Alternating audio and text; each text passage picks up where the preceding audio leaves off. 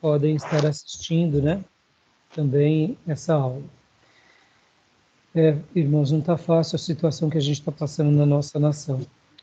Tá, não. A situação aí é bem perigosa e a gente tem que orar muito para Deus repreender mesmo essas hostes malignas de pessoas maldosas, inescrupulosas que tentam, né, criar situações que não são legítimas para piorar a própria nação brasileira, né? Amém? Então vamos lá, irmãos e irmãs, glória a Deus, vamos à nossa primeira aula, hoje é a nossa primeira aula de Teologia Sistemática 3. Eu quero passar para vocês, hoje nós iniciamos mais um módulo, que é um módulo de Cristologia, Soteriologia. Eu vou aqui passar para vocês, hoje eu mandei no canal de WhatsApp, e vocês devem ter visto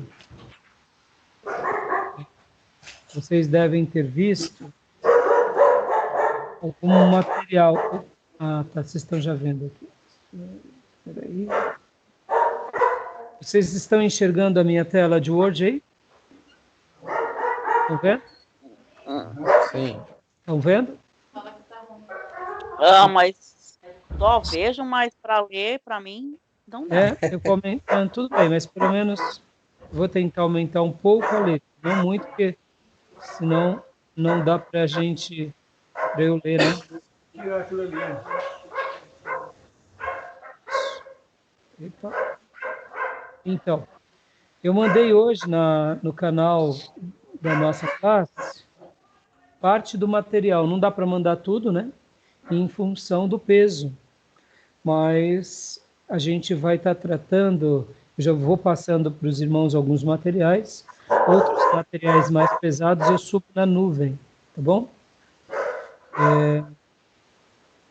E hoje a gente começa a nossa primeira aula sobre Cristologia e Soteriologia. O que trata essa matéria? O que trata esse assunto? Essa matéria, ela trata das doutrinas baseadas em Cristo. Tudo que é sobre Jesus Cristo. Baixa só um pouquinho, filho, por favor. Sobre Cristo. A doutrina sobre Cristo. Na nossa grade de teologia sistemática, que é aquela que vocês já têm, teologia sistemática geralmente eles estão em 6 matérias. Teologia sistemática 1, 2, 3, 4, 5 e 6. Na nossa grade do nosso currículo do médio. No início, nós dávamos cristologia um pouco, na realidade ela era para ser colocada em 5º lugar, mas eu mudei a ordem dela. Então, estamos entrando na nossa 3ª matéria. Por que eu mudei? Vou explicar para vocês. Na nossa primeira aula é a aula de bibliologia, não é isso? Lembram? Estão escutando? Estão me ouvindo bem? Estão me ouvindo bem, irmã Carmen? Luiz? Não? Tá bom. Então, a primeira grade, o primeiro bloco, é bibliologia, trata das escrituras.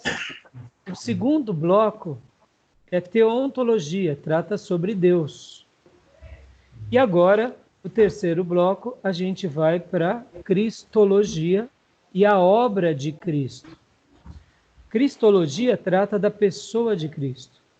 Jesus como 100% Deus, 100% homem. E soteriologia trata sobre a obra de redenção que Cristo gerou em nós. O quarto bloco é pneumatologia.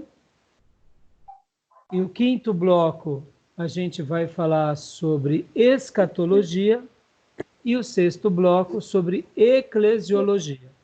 Então, teologia sistemática, naquele nosso livro do Gruden, a gente dividiu aquele livro que vocês, quem começou agora o módulo, fica aqui, né, a lembrança, tem que comprar esse livro é um livro muito grande, mas é um livro que nós dividimos ele em 6 matérias. São 6 matérias que a gente vai por blocos, tendo as matérias dele. Então, nesse trimestre, nós estaremos estudando esse livro, a parte 5 do livro. A gente estará estudando a parte 5 do livro. E a gente vai estar estudando também, só lembrando os irmãos, daquela apostila que a irmã Lília, lembra, irmã Lília? Tirou o xerox para nós, né? E é os fundamentos da nossa fé. A gente vai estar tendo que fazer um trabalho, que é o versículo por versículo também aqui, que é o capítulo de número 4. Depois eu explico para os irmãos que chegaram agora, que é a irmã Luiz, que é o irmão Luiz, a irmã Carmen, o irmão Felipe Reis e a Elaine Reis. Eu explico como vocês vão fazer esse material. Então, na realidade, os capítulos do versículo por versículo, né, que seria os fundamentos da nossa fé, serão o capítulo de número 4 e o capítulo de número 7, 8 e 9. Então, depois eu passo direitinho para os irmãos, tá bom? Tá, até aí estão me compreendendo? Bom. Existem mais outros livros que são livros de consulta que eu indico para os irmãos. Esses livros, irmãos, são livros que o irmão, quem puder comprar, compre, são clássicos da teologia, que é esse daqui, o Teologia Elementar, que é do Bancroft, que é da Imprensa Batista Regular. E o outro, manda a foto depois, pastor. Mando sim, pelo WhatsApp, tá bom? E depois eu mando a foto também desse daqui, que é do Gruden, que é da Vida Nova, ou melhor, que é do Erickson, que é uma introdução à teologia sistemática. Esses livros são ótimos. A gente vai estar trabalhando, a grosso modo, nesses 4 livros, que é o livro-texto, que depois é o versículo por versículo, e esses 2 livros, né? Tá bom? Alguma dúvida até aí? Não? Olha só. Lembram do professor Laerton? José Laerton? Ele escreveu esse livro. Esse livro é a tese de doutorado do professor Laerton. A Deidade de Jesus. Então, é um livro que eu também vou indicar para vocês, que ele está trabalhando sobre esse assunto que a gente vai tratar agora, que é o assunto da divindade de Jesus. O professor Laerton, ele trabalha aqui na divindade de Jesus. Ele não trabalha necessariamente na humanidade de Jesus. Então, ele aborda nesse livro, professor Laerton, o lado divino de Jesus. Gastou um livro bem significativo, quase 310 páginas, 300 e poucas páginas, trabalhando no aspecto da divindade de Jesus. Tem um outro livro também, A Pessoa de Cristo, do Bert Culver, da Juep, né, que eu tenho.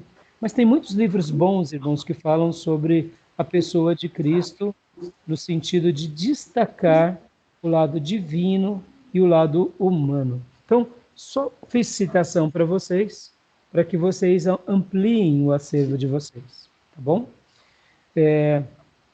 Lembrando que o nosso critério também de avaliação vai ser leituras do livro-texto, trabalho do versículo por versículo e trabalhos extras que eu estarei encaminhando para vocês, tá bom?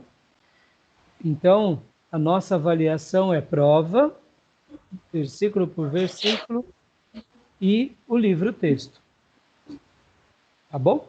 Então, só lembrando, para os irmãos não ficarem confusos. Outra coisa que eu ia falar, em virtude da pandemia que tivemos, a gente está começando praticamente quase um mês depois dessa aula. Então, possivelmente, eu acabe fazendo um mix. Eu vou ter que utilizar algumas quintas-feiras para compensar essa janela. porque como a pandemia nos atrasou um pouco, o sistema de aula mudou um pouco, então a gente geralmente tem uma média de 9 aulas. Na realidade, são 9 dias de aula. São dobradia. Cada dia a gente tem mais ou menos uma média, né? Isso vai variar um pouco da época quando temos feriado. Então, se são 9 dias de aula, sendo que em cada dia são 2 aulas, a gente tem uma média de 18 aulas. Cada aula é dobrada. Então, o que acontece? Para o nosso calendário, para a gente não ficar sem as férias de julho, eu vou ter que fazer um bem bolado e possivelmente algumas quintas a gente tem a aula também. Mas eu passo de antemão para os irmãos, tá? Então vai ter semana que vai ter aula de terça e aula de quinta. Para a gente poder descansar pelo menos 2 semanas em julho, tá joia? E as nossas aulas voltam na última semana de julho ou agosto para o 4º trimestre. Tá bom, irmãos? Então, só dando essas explicações introdutórias. Até aí, alguma dúvida? Não? Irmãos, uma outra coisa que eu quero pedir para os irmãos. As nossas aulas eu vou... E aqui é legal, Fabiano, porque você está participando da nossa aula agora. Você e a Cida, quando vocês puderem estar participando, eu vou estar fazendo as aulas de uma forma bem dinâmica, porque todo esse material que a gente está tendo aqui vai servir também para futuros alunos que queiram fazer em EAD.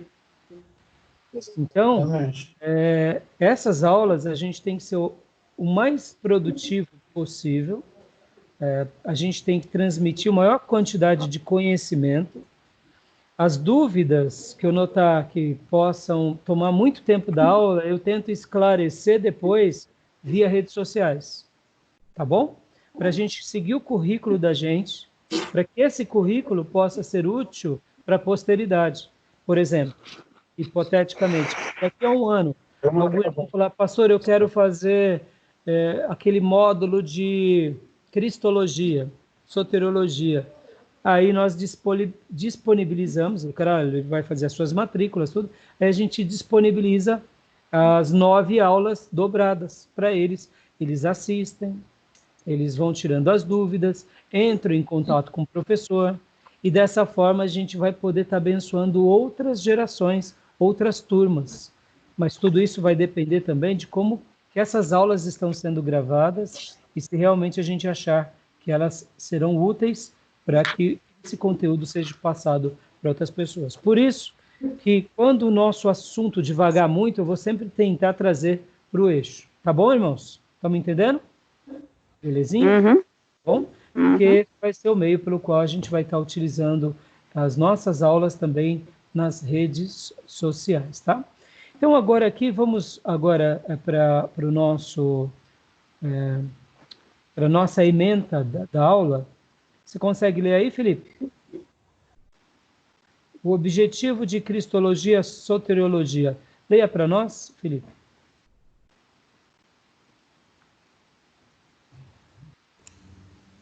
Capacitar o aluno a identificar as principais doutrinas relacionadas à doutrina da cristologia e à soteriologia. Conhecer e identificar as diferentes interpretações das principais denominações cristãs e teologias ortodoxas relacionado aos temas em especial.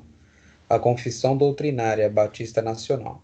Capacitar o aluno a identificar as principais fontes de pesquisa relacionadas ao estudo sistemático das doutrinas cristãs. Capacitar o aluno no entendimento da importância e da relevância dessas doutrinas para o exercício de um ministério sadio e ortodoxo. Reconhecer a centralidade de Jesus Cristo na revelação bíblica, compreender o plano de Deus para o homem e o universo a partir da revelação especial e geral de Deus. Joia. Só dando uma breve explicação na síntese dessa matéria aqui. Parece simples tratar do assunto de Cristo.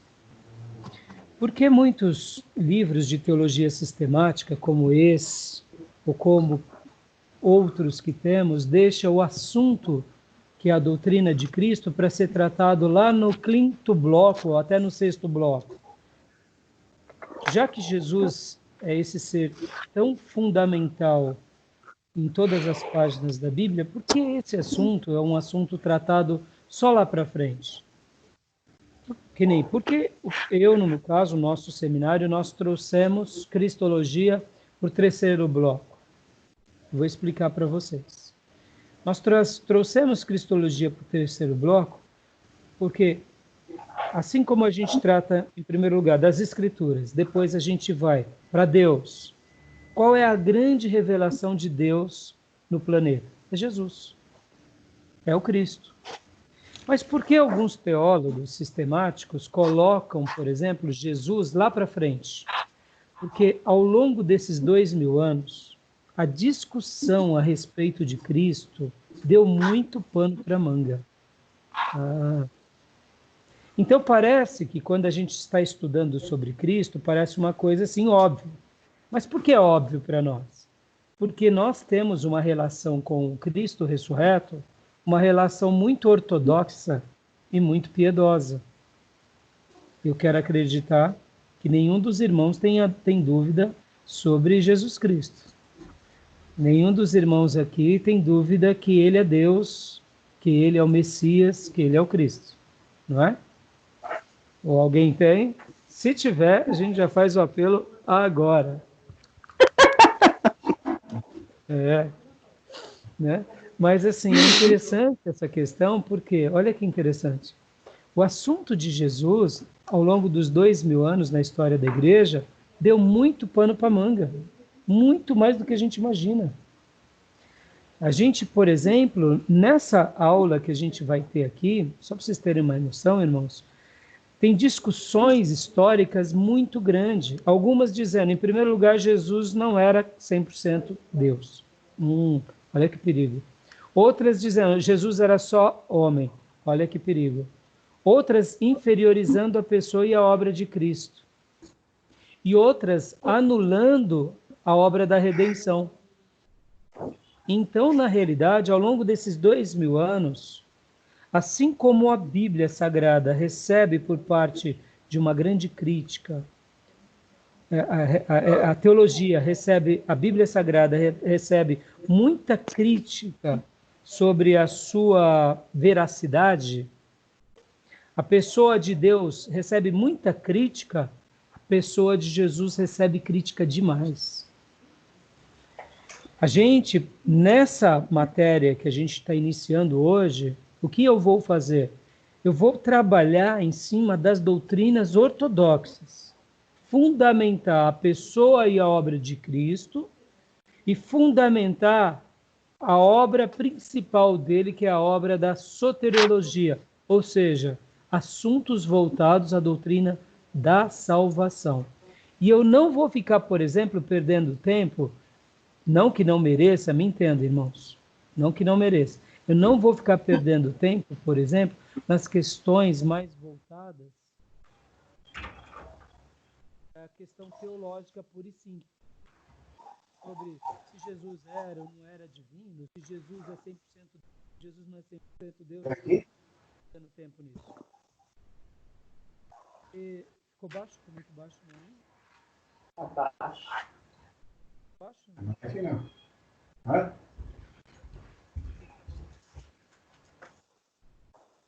Deu uma baixada aqui.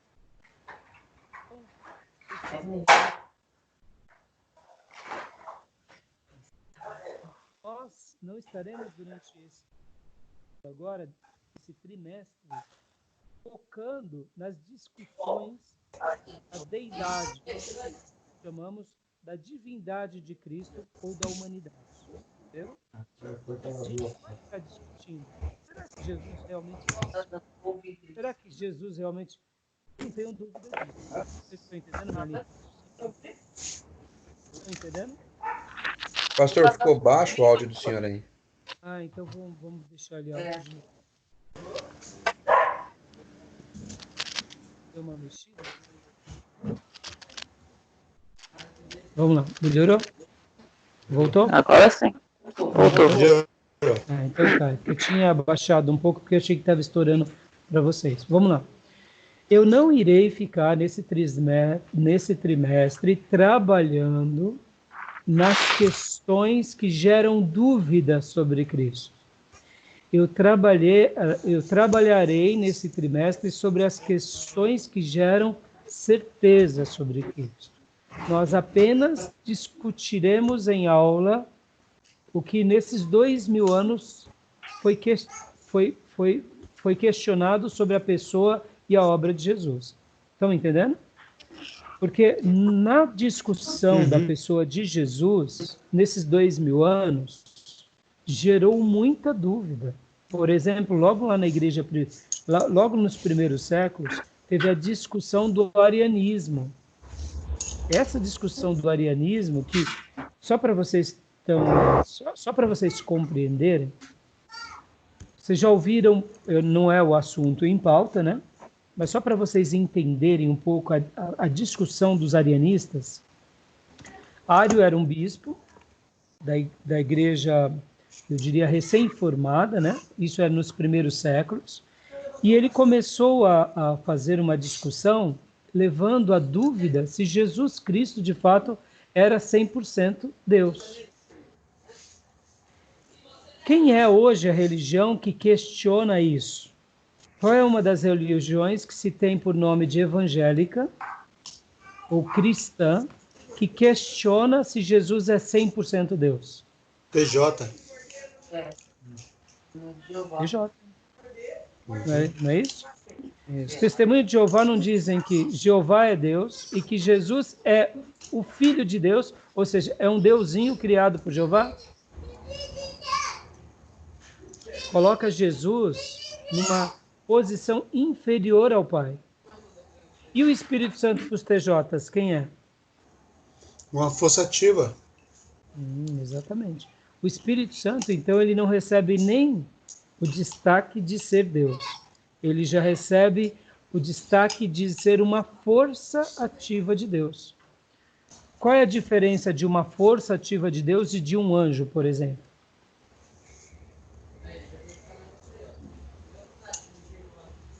Quase nenhuma, né? Pensem assim, Deus precisa fazer algo. Aí ele manda uma palavra para realizar algo. Mas ao invés de ele mandar uma palavra ou ele realizar pela sua força, pelo seu poder, ele manda Gabriel fazer. Que diferença tem? Nenhuma. Agora vamos lá. A Bíblia demonstra uma diferença entre o Espírito Santo e Gabriel? Tem diferença entre o Espírito Santo e Gabriel? Muito grande. O Espírito Santo é Deus, né? O Espírito Santo é Deus, exatamente. Olha como que as religiões vão colocando num patamar de inferioridade. Então, por exemplo, os testemunhos de Jeová colocam Jesus num patamar de inferioridade e o Espírito Santo não coloca nem como uma inferioridade.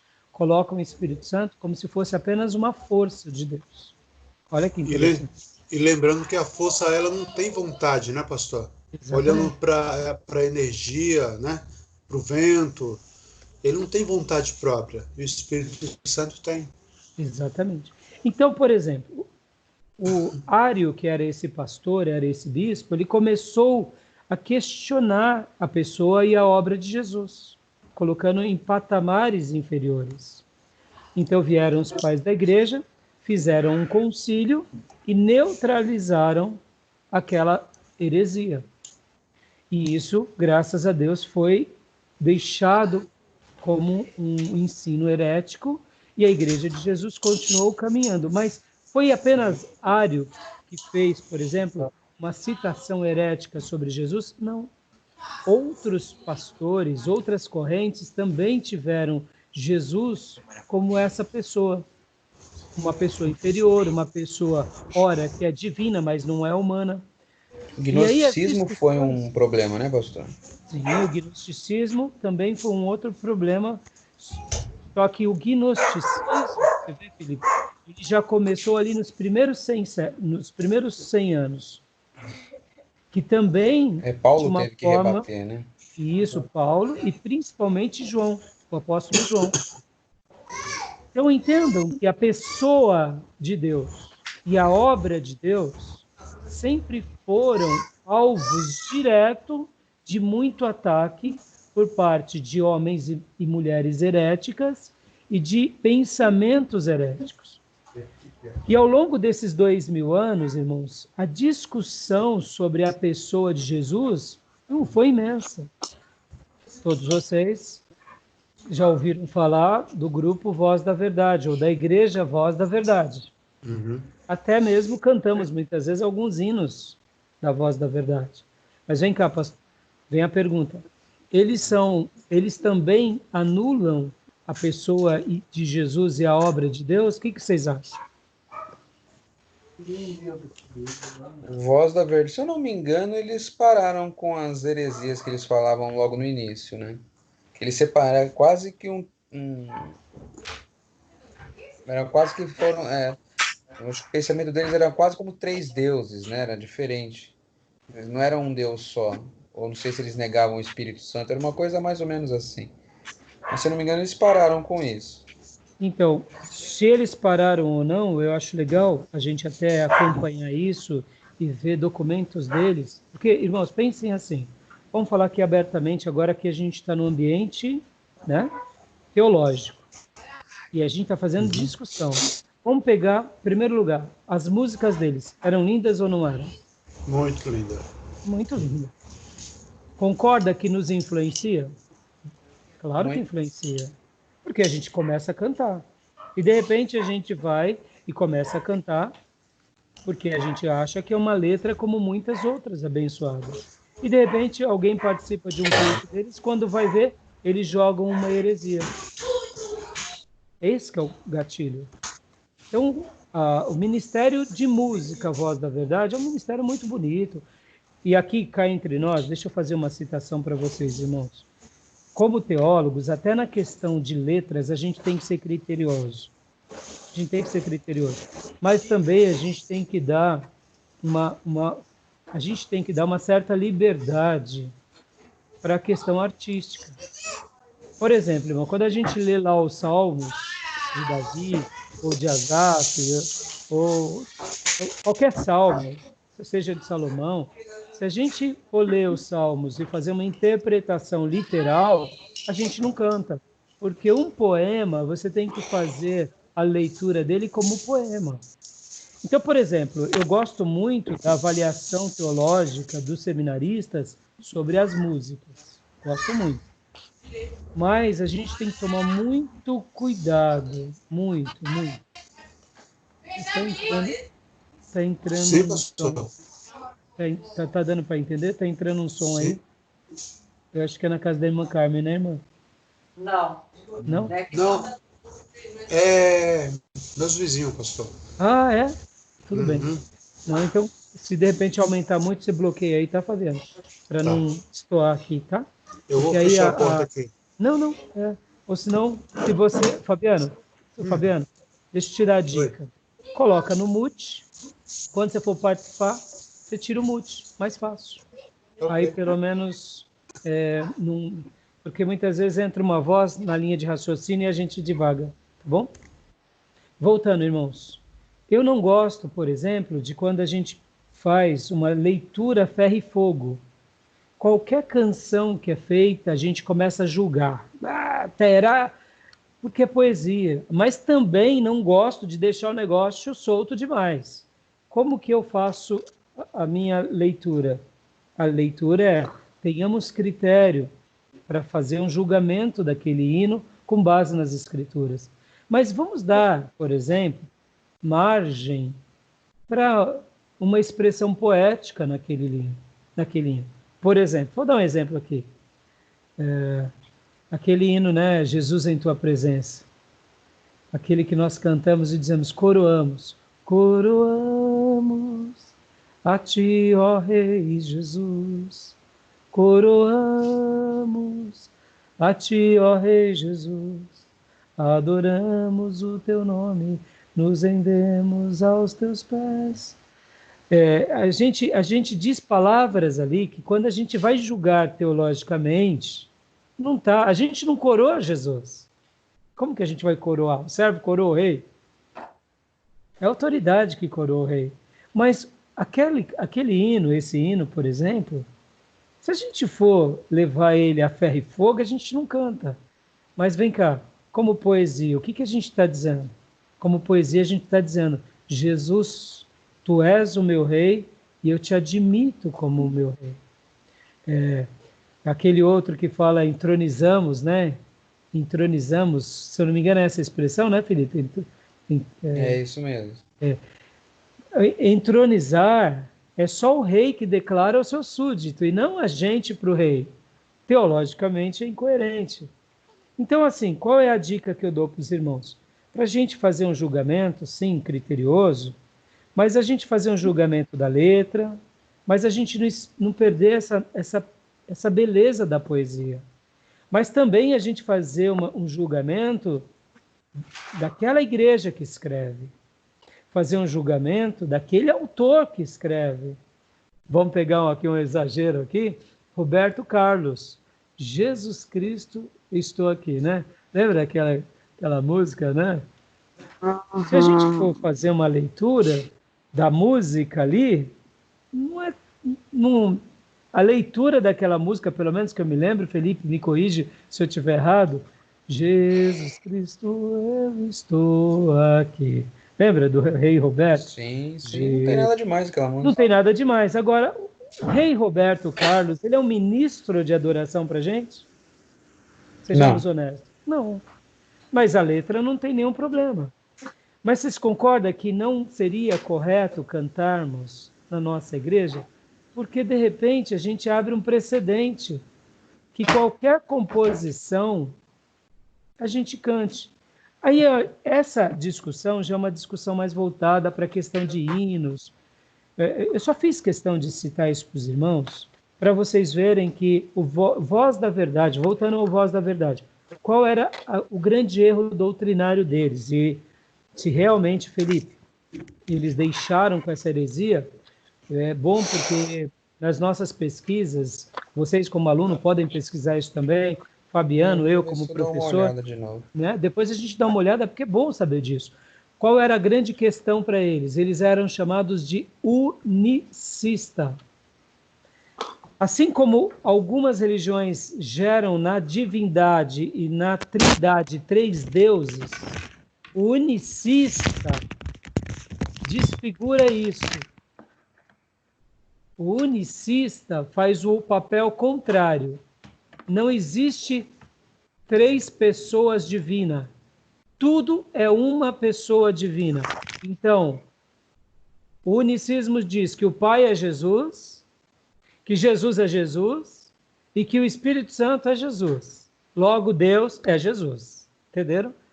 E o unicismo trabalha nessa ideia. Por isso que é chamado unicista. Quem segue o unicismo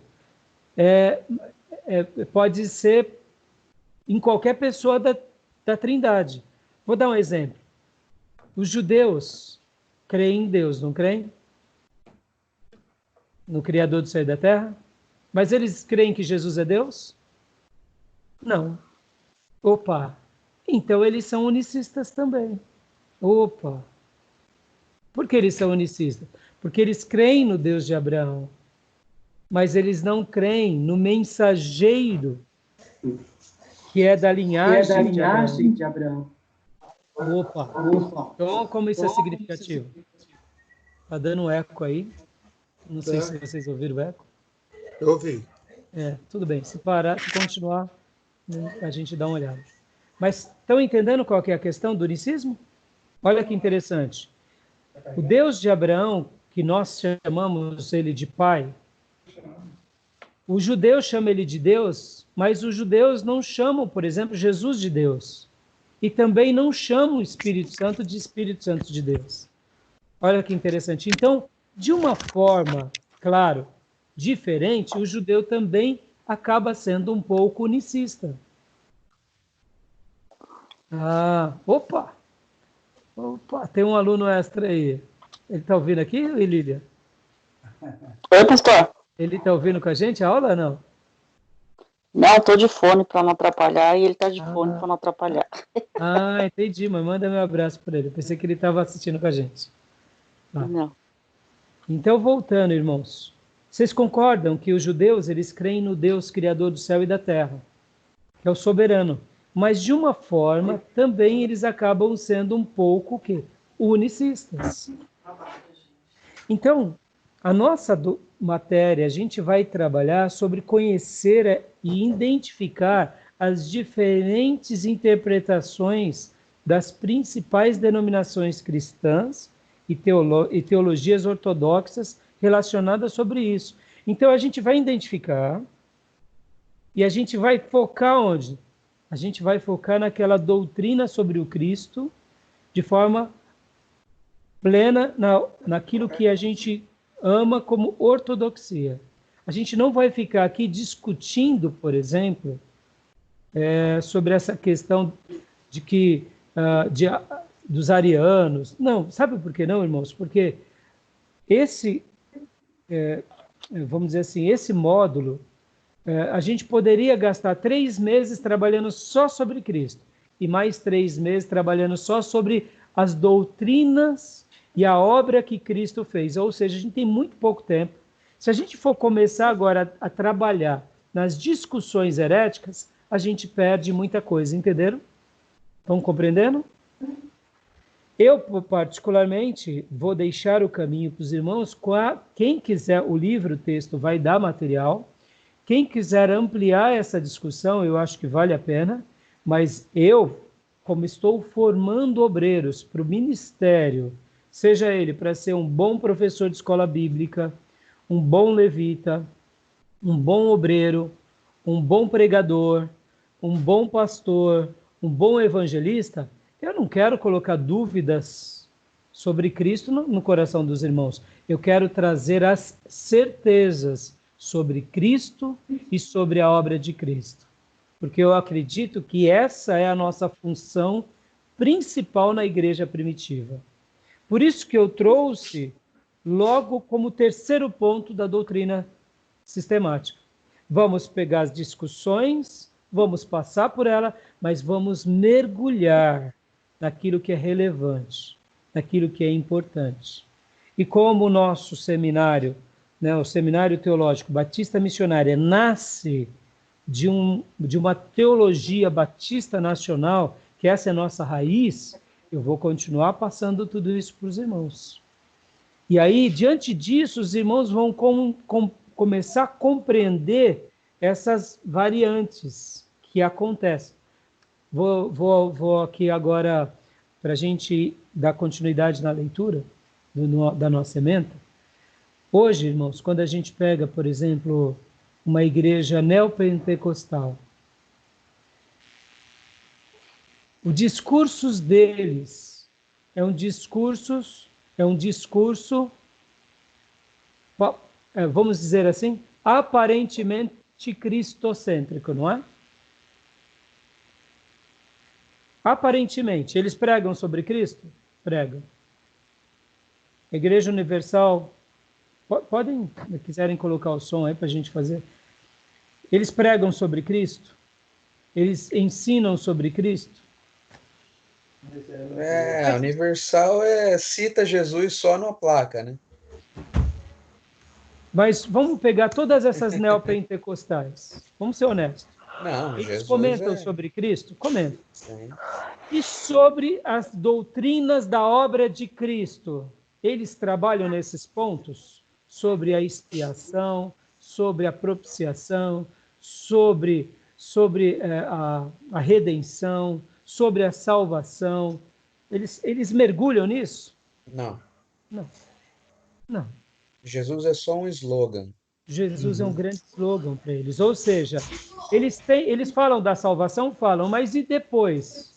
O que importa para eles? O que importa para eles é a campanha deles, é o desafio deles, é a oferta deles, as mandingas, as crendices, as indulgências protestantes. Sejamos honestos. Então, olha que coisa interessante. O discurso deles, a teologia aparente deles, é uma teologia que eles dizem serem ortodoxos. Mas, de fato, quando a gente começa a ouvi-los, em um culto a gente já desliga a TV ou rádio, porque não dá para ouvir. Por quê? porque eles fogem grandemente de um ensino bíblico, cristocêntrico e escriturístico.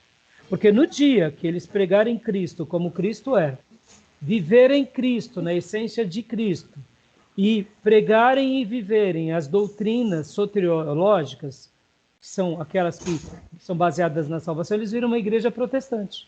Eles deixam de ser neopentecostal. Vai mudar tudo, vai mudar tudo. O discurso da riqueza, o discurso de mandar em Deus, o discurso... Não, não é? Concordam com isso que eu estou falando ou não, irmão? Estou falando de Deus. Querem comentar alguma coisa? Eu vi o pastor falar que ia fazer uma campanha para quebrar todos os problemas. Eu falei, tá aí, chutou o balde. Porque Jesus ele nos prometeu que virão aflições. Olha aí. Boa, Fábio. Tá tendo até eu vi já 2 ou 3 vezes na internet, nas redes sociais, o pessoal comentando, né? Que nessa pandemia as igrejas que pregavam cura sumiram, né? Ah, sim. É cura disso, cura daquilo, e não conseguem resolver o problema da pandemia, né? Então isso é um problema, né? Oferecem um produto que não pode ser construído na sua, né? Porque agora ofereceram o que Jesus não ofereceu. Justamente. Essa questão é tão simples, a gente entende isso, basta eles lerem o Novo Testamento. Irmãos, todo neopentecostal, eles não precisam ler a Bíblia toda. Eles precisam até ser fraco de Velho Testamento. Mas se eles lessem o Novo Testamento, fazendo uma interpretação básica de português, já resolvia. Já resolvia tudo. E principalmente o Sermão do Monte. Não precisava mais nada. Agora, é óbvio, né? Por isso que essa matéria a gente vai mergulhar no que interessa. O que interessa?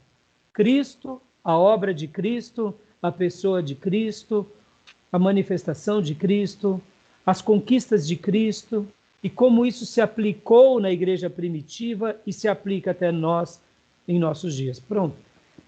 Com essa clareza, irmãos, a gente tem energia, tem vida cristã para a gente viver uma vida sem pregar heresia e viver um cristianismo real e pregar isso para os nossos irmãos, onde a gente estiver, sem medo de errar.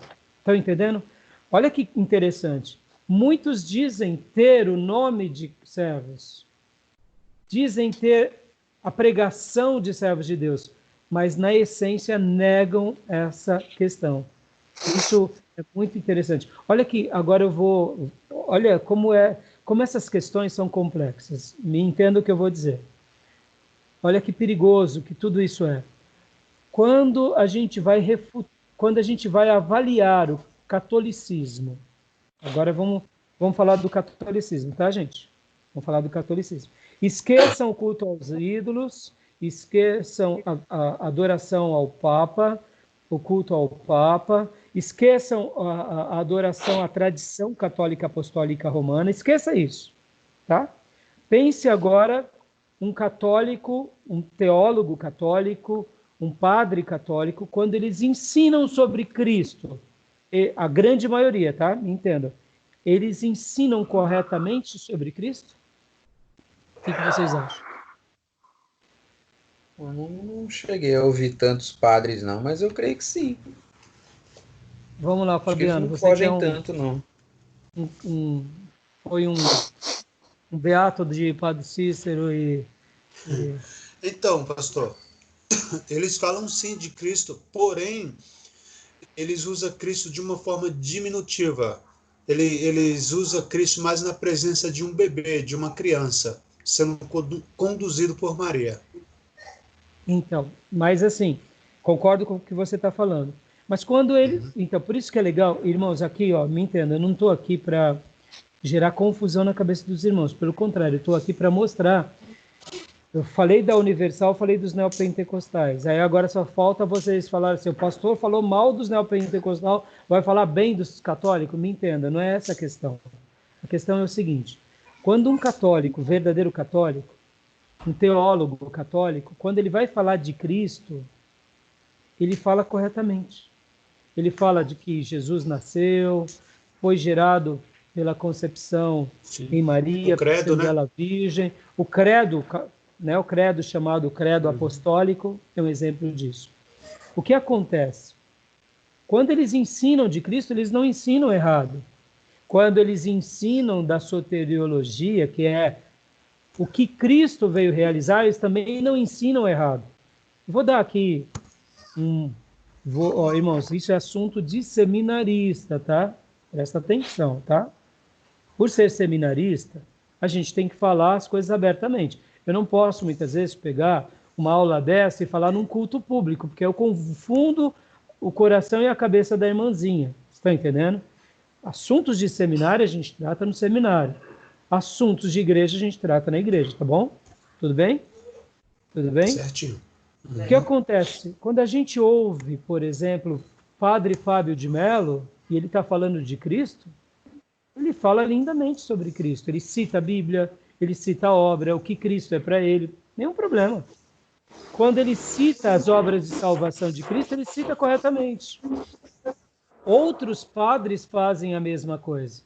O problema é que, além de Cristo, na soteriologia deles, aí onde entra o que você falou, Fabiano, entram outras coisas, aí onde está o problema. Eles acrescentaram, por exemplo, Maria como uma corredentora da humanidade. Eles acrescentaram a figura dos santos como pessoas que estão bem próximas de Cristo, e para alguns santos, aquele santo praticamente está acima de Cristo. Por exemplo, quando eles colocam Maria, eles chegam a colocar Maria quase num patamar acima de Cristo, porque eles dizem e fazem uma citação de que Maria é mãe de Deus. Você já deve ter ouvido essa expressão. Então, o problema do católico não é enquanto ele está na doutrina, o problema são os acréscimos. Ou seja, na doutrina eles até conseguem, o problema é o que eles acrescentam pela tradição da igreja. Aí é onde entra o grande pecado e as grandes heresias. Eu já vi a fala que diz que não existe Maria sem Jesus, nem Jesus sem Maria. Entendeu? Olha que interessante. Por que essa fala? É uma fala persuasiva para elevar Maria a um patamar que ela não tem nas Escrituras. Essa fala, irmãos, olha que interessante. No curso, agora, a gente vai comentar sobre essa fala, se ela está correta. Maria é mãe de Deus ou não? Olha que interessante. Será que essa fala é correta? Mas eu devo colocá-la em que momento? E eu tenho que tirar que arestas, se é certo ou se é errado. Olha que interessante. Por isso que fazer teologia é um desafio muito grande, irmão, porque sem que a gente perceba, entra uma heresia, e aquela heresia ela é estabelecida, e quando a gente vai ver, a gente se torna que nem a igreja de Sardes. Tem cara de que vive, mas está morto. Olha que perigo. Vem cá, irmãos, vamos falar aqui abertamente. Pastor Rai, tem jeito para os neopentecostais? Claro que tem, irmãos. O Edir Macedo tem jeito? Claro que tem. Valdomiro, apóstolo, como que é o nome do outro apóstolo lá, que vive de Agenor Cook, aquela apostoliza. Apóstolo Sol. Tem jeito. Olha, irmãos, essa apóstola Sol, ela se comunica que nenhuma protestante. R.R. Soares. De todos, o R.R. Soares é que tem uma comunicação melhor. Sejamos honestos. É verdade. Agora, o que eu quero dizer? Por que eu digo que pode ter jeito? Prestem bastante atenção. Hoje nós estamos aqui porque um padre fez a reforma protestante. Ou com ele fez uma tese, são as 95 teses de Lutero, a partir dele nasce a reforma protestante. Se hoje a Igreja Católica Apostólica Romana arrancar todas as heresias, sobra o quê? Sobra o cristianismo bíblico, gente. Simples assim. E aqui para nós, olha como nós temos que ser zelosos na doutrina. A gente não pode deixar com que nada entre na doutrina. Porque senão a gente vai se tornar o quê? Um herético. Então, como batistas, a gente tem que olhar para a história de 2000 anos e tem que aprender com todos os irmãos que aprenderam com Jesus e com uma doutrina sã de Jesus e da obra de Jesus. seja batista, seja presbiteriano, seja pentecostal, seja congregacional, seja anglicano, não importa. Porque se há um ensino saudável nesses irmãos, que eles sirvam para nós. Vocês estão entendendo? Pastor, e quando vou dar um exemplo aqui, irmãos. Vamos supor, irmão, que se você veja uma citação de um padre coerente com as Escrituras, não é problema, irmãos. Coerente com a obra de Cristo, nenhum problema. Qual o problema? Ele está sendo coerente. O problema não é aquela citação única e exclusiva. São as demais coisas que eles colocam junto com essa citação. Aí eles pegam uma verdade e colocam uma porção de mentira e batem no liquidificador. Aí fala, toma, tem gosto de banana. Pensem que a verdade é a banana, tá? É um gosto acentuado. E pensem que o abacate, um pedaço de abacate é a mentira. Bate no liquidificador, não parece que é vitamina de banana? Parece, porque o que perdura é o que é mais forte, mas tem uma heresia ali que vai fazer mal para a gente. Está entendendo? Ficou claro, irmãos? Sim. Deixa eu só pontuar aqui outra coisa, irmãos. Os nossos irmãos pentecostais. Os nossos irmãos pentecostais, quando eles nascem no contexto de fogo, eles nascem e são considerados por muitos como heréticos. Ô, irmãos, os pentecostais, pode ter pentecostal meio herético? Pode. Eu me lembro, por exemplo, que desde quando eu me converti, eu acompanhava muito, não tanto, né? Mas eu sempre gostava de ouvir o Davi Miranda, o trabalho dele que ele fazia pelas rádios. Mas um dado momento eu parei de ouvi-lo. Quando? Quando as heresias ficou grande demais. Quando foi esse ponto? Foi quando ele disse que Jesus Cristo iria voltar e que só quem fosse da igreja Deus e Amor ia subir. Eu falei, agora já foi longe demais, não dá mais para ouvir. Mas assim, eu sempre orei por eles.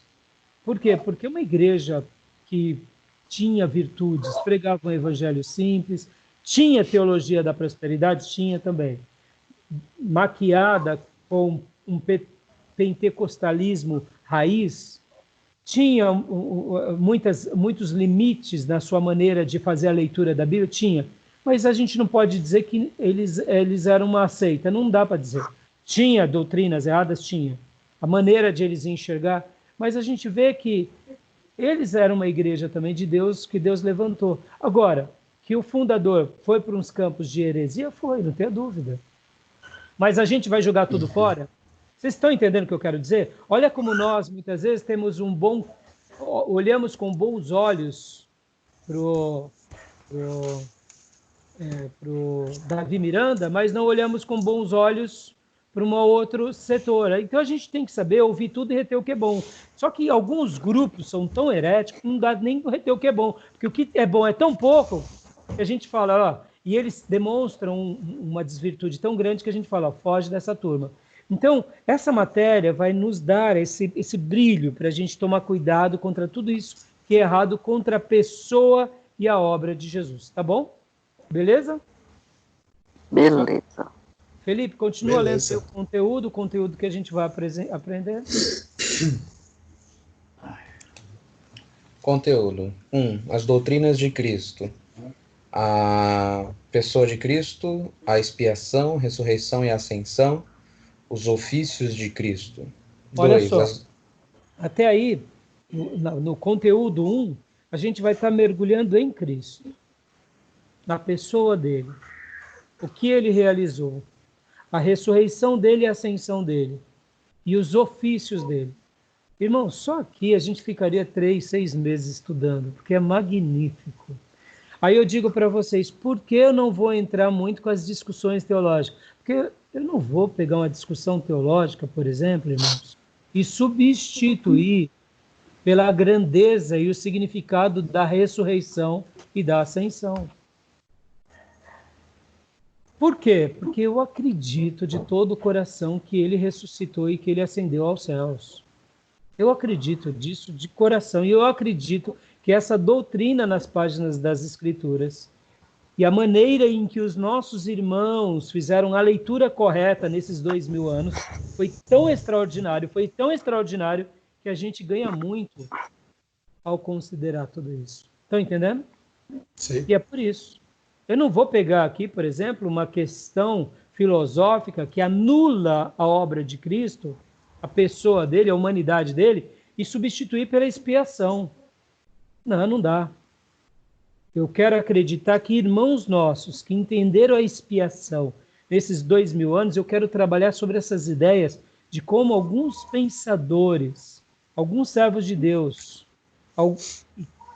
refletiram sobre a expiação. Entenderam?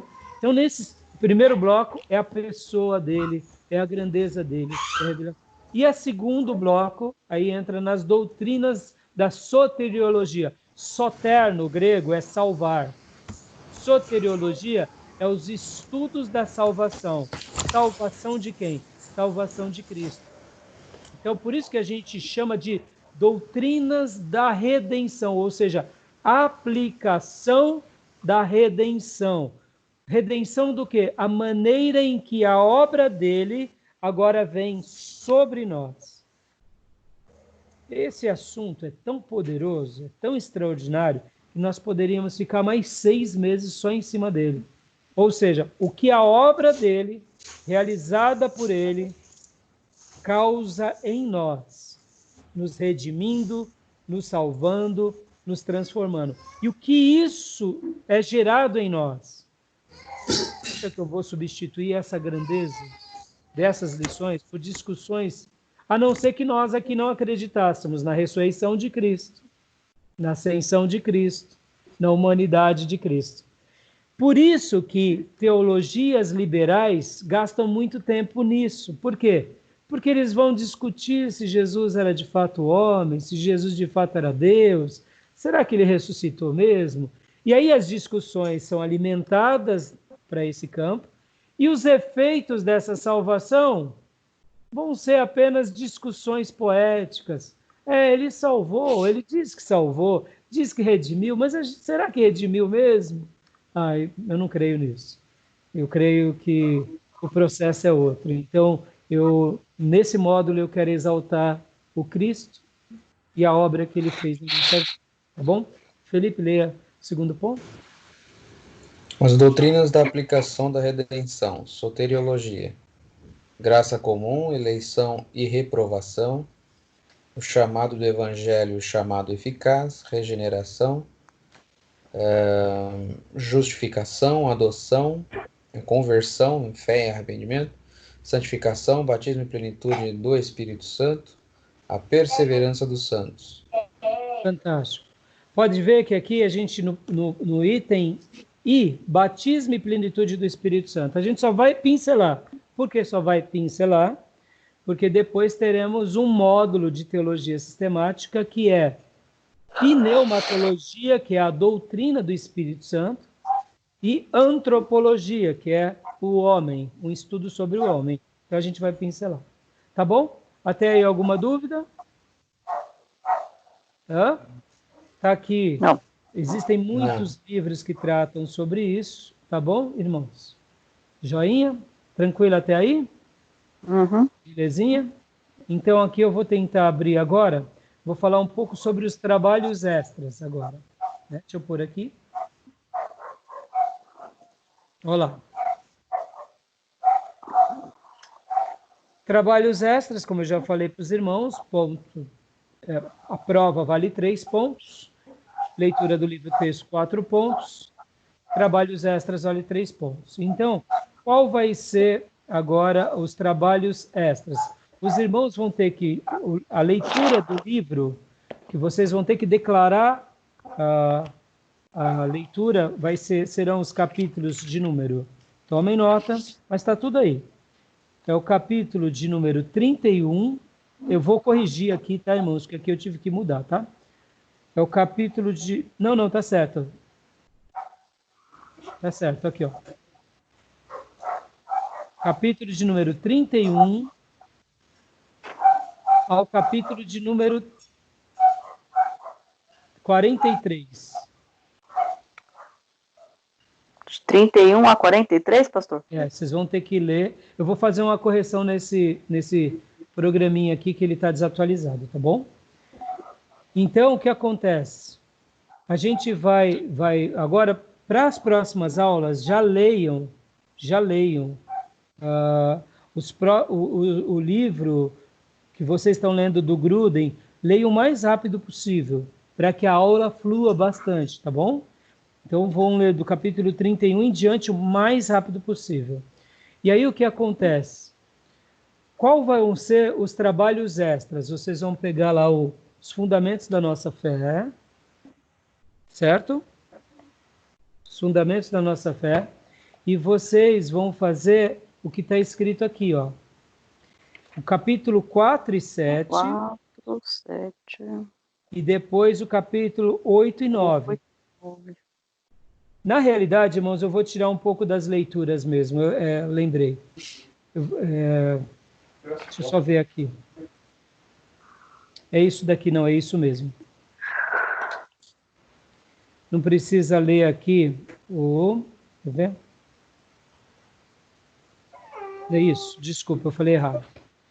Vocês lerão do Gruden do capítulo 31 ao capítulo 40. 31 ao 40. Quem lê o 41, 42 e o 43, como eu escrevi aqui, vão ganhar alguns pontos extras porque estão lendo coisas a mais. Por que eu estou falando isso? Porque aqui o versículo por versículo vai dar bastante trabalho para os irmãos.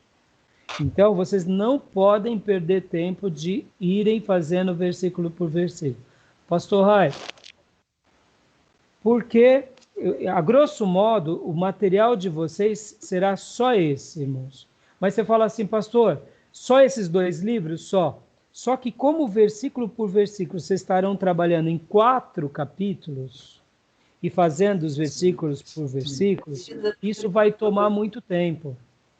Então, mesmo que vocês percam de leitura, vocês vão ganhar de profundidade. Qual é o alvo meu para vocês aqui? Fabiano, enquanto eu estou falando com eles, pega o seu material lá de versículo por versículo. Tá fácil, filho? Seu caderno de versículo Não, por versículo? eu acho que não está não, pastor. Deve estar num compartimento lá onde eu guardo meus materiais. Não está fica perto lá aí? debaixo da cama. É. Eu vou procurar. Então, no intervalo, você procura, tá bom? Você procura para eles, tá bom? Por que eu estou falando isso para os irmãos? Deixa eu explicar aqui para os irmãos. Esse trabalho, aí você fala assim, ô pastor, vai ser tão trabalhoso, deixa eu só dizer alguma coisa aqui para vocês. Antes de a gente terminar aqui essa primeira parte. Pensem assim.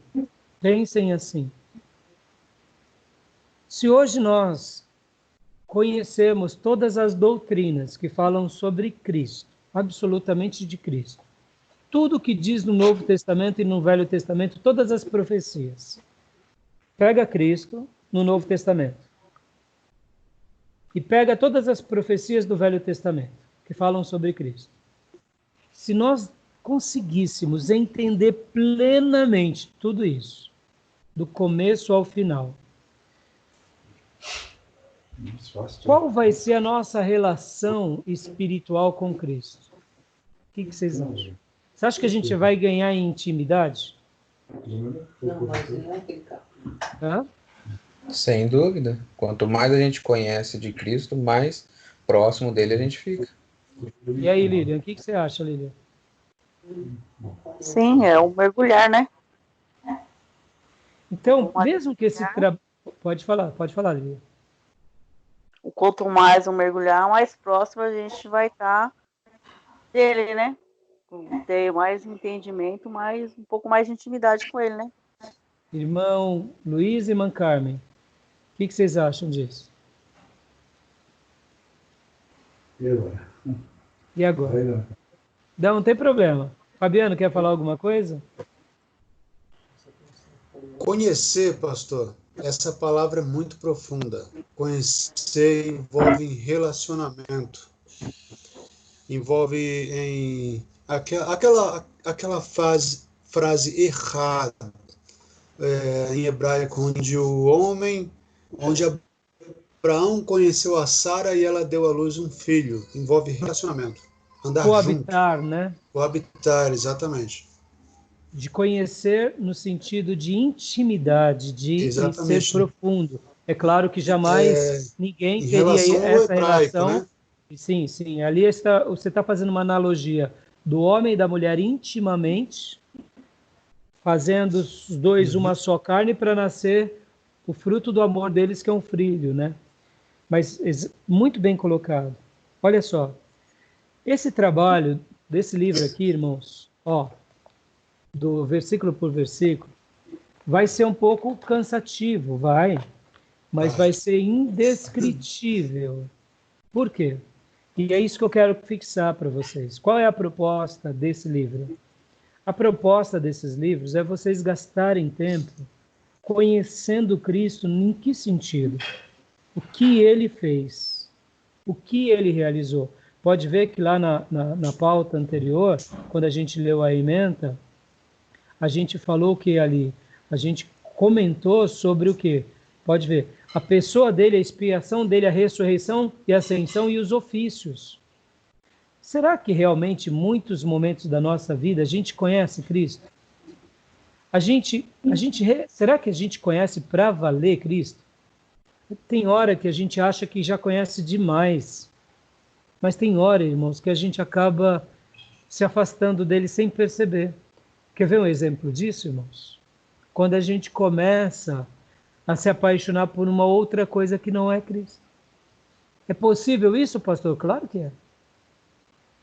Claro. De repente a gente começa a abrir um negócio e o negócio se torna mais relevante do que Cristo. Será que um pastor, um obreiro, um músico, um ministro, ele se corrompe com o seu dom? Claro que sim, irmãos. Muitas vezes a gente passa a adorar a igreja, passa a adorar o nosso próprio dom. Somos narcisistas espirituais. Adoramos as nossas virtudes.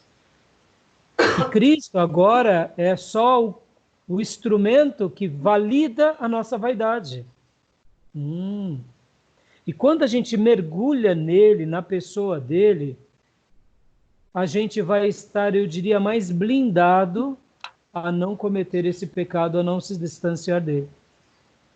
Estão conseguindo captar o que eu quero dizer? É interessante essa ideia. Por exemplo, irmãos, quantos foram aqueles que se enveredaram? Vamos pegar aqui, por exemplo, o cristão na política. Quantos são aqueles que, por causa da política, a fé e o ministério já são secundários?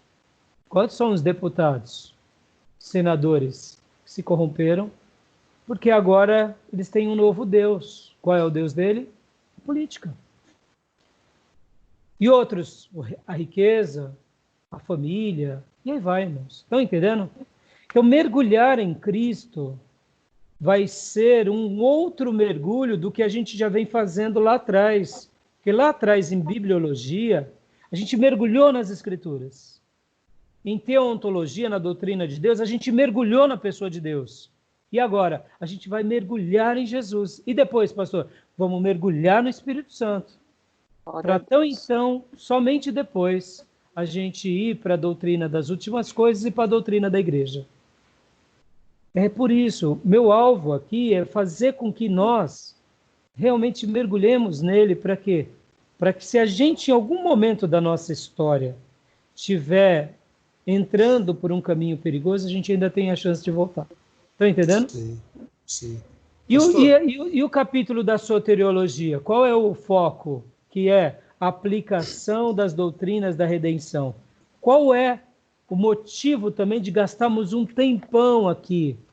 Irmãos, é muito nobre. É tremendamente nobre. Sabe por quê? Vou explicar para vocês. Quando a gente começa a gastar tempo com esse assunto, esse assunto tão relevante, a gente gasta um tempo, por exemplo, irmãos, compreendendo melhor o que é graça comum, eleição, reprovação, regeneração, irmãos, conversão, uma coisa tão simples. Deixa eu abrir o meu coração aqui para vocês, é uma classe de obreiros. Irmão, está faltando conversão. A verdadeira conversão. Fiquem, pasmem vocês, muito crente, ministro e até seminarista que não são convertidos de verdade. Se foram, deixou de ser. Muitos problemas que a igreja atual está enfrentando é simples, é conversão. Na hora que a gente se converter para valer, gente, para valer, a gente vai dar uma guinada poderosa. Então, a aplicação das doutrinas da redenção são poderosas, irmão. Porque muitas vezes a gente já está vivendo uma vida convencido do cristianismo e não convertido no cristianismo. Então, a gente começa a ser confrontado por essas doutrinas. Só para vocês terem uma ideia, Martin Lloyd Jones, um dos últimos puritanos vivos, que já partiu, né, do século passado, quando ele era chamado para pregar para seminarista, presta bastante atenção nisso que eu estou falando, ele pregava aplicações da redenção. E muitas vezes para os seminaristas, ele fazia desafio para entregar a vida a Jesus. Aí você diz assim, pastor Rai, mas peraí, ele está pregando para seminarista. Sim. Muitas vezes o seminarista é um teólogo apaixonado por Deus na mente, não na alma e não no coração. Então ele falava assim, na experiência dele, irmãos, muitos seminaristas precisam se converter. Muitos seminaristas estão entregando a sua vida a Jesus no seminário teológico. Aí você fala, mas pastor, como pode uma pessoa entregar a sua vida no seminário teológico? Sim, um dia eles entregaram lá atrás. Mas de repente eles se mantiveram agora cômodos e agora estão vivendo uma vida apática, apenas como um teólogo. E então, as aplicações da doutrina da redenção é o carro-chefe, eu diria, da vida prática da igreja. Por exemplo, irmão, a gente precisa ser justificado o tempo todo, saber o que é a justificação na nossa vida. A gente precisa ser resgatado das doutrinas da adoção. Santificação, irmãos. Vou dar um outro exemplo vivo aqui. John Wesley, ele dedicava um culto da semana e chamava aquele culto de santificação. Não sei se você sabe disso. A história da igreja metodista, um culto por semana, eles fazem um culto, que seria o nosso culto de oração. John Wesley faz um culto chamado culto de santificação. Por quê? Porque John Wesley viu que um dos motivos pelo qual a igreja sucumbe e perde o seu vigor poderoso é porque perde o quê? A santidade. Entendeu? Hoje, irmãos, esse assunto ele é muito sério. E isso deve ser aplicado para a gente de uma forma muito linda. Batismo e plenitude do Espírito Santo, eu não preciso dizer. Hoje, shows emotivos e uma performance, eu diria, emotiva, roubou aquilo que de fato é batismo e plenitude do Espírito Santo. Pode ver. No kit crente, basta a pessoa apertar o chip, dar uns glória a Deus e aleluia no culto, que está tudo bem. Ele sai da igreja e pode fazer um monte de arruaça porque ele é cheio do Espírito Santo. Tem nada a ver, irmãos. Olha só, como essas doutrinas têm que ser guardadas com muito cuidado. O que é ser batizado com o Espírito Santo? O que é ser pleno com o Espírito Santo? Porque muitas vezes, irmão, não adianta eu ter uma efusão na igreja ou profetizar aqui para vocês e quando eu desligar essa aula eu bater na minha mulher e nos meus filhos. Pasmem vocês, a quantidade de ministros que batem nas mulheres, espancam, é imensa. Irmão, está errado, tem alguma coisa errada. O que falta? Falta o resgate da aplicação da doutrina da redenção. Como assim? Como a gente tem que mergulhar nisso? Então, olha, irmãos, não é querendo falar não, mas esse módulo é uma delícia, como todos os outros, mas a gente tem a gente tem, eu diria, quase que um embate constante dentro do nosso coração, dentro da nossa alma, fazendo burburar tudo isso. E aí, por último, a perseverança dos santos, ou seja, será que eu tenho perseverado mesmo? Será que eu sou esse crente que sou para valer ou eu sou crente Maria Mole? Qualquer irmãozinho que fala mal de mim ou que me dá trabalho, eu já mudo de opinião, entendeu? Então, esse material vai ser fantástico para vocês. Fala, Fabiano, o que você ia falando para a gente dar pausa. Muito bem. Então, pastor, eu me lembro de ter falado antes com o Laerton acerca do livro que ele lançou, esse que o senhor fez referência dele. E ele falou uma coisa muito importante, que tem muitos cristãos hoje em dia que eles sabem que Jesus foi uma pessoa muito importante, mas muitos não entendem Jesus como Deus. Sim. Entendeu? E a cristologia, ela tem esse papel de expressar a pessoa e a deidade de Jesus. E isso foi um grande marco na minha vida, que me fez compreender e explicar de forma mais detalhada e conclusiva para quem não conhece.